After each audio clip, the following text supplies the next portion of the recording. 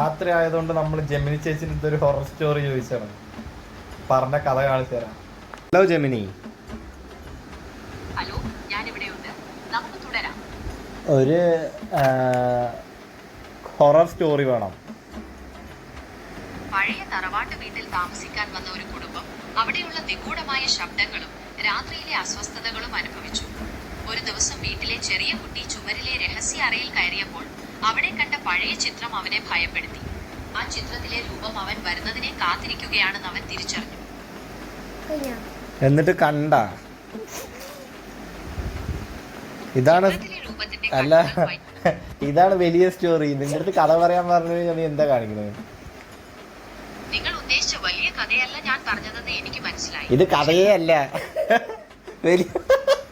വലിയ കഥയല്ല അത്ര. ഇത് കഥയാ. ഒരു രൂപത്തിന് കാത്തിരുന്നു, അവിടത്തെ നിർത്തി.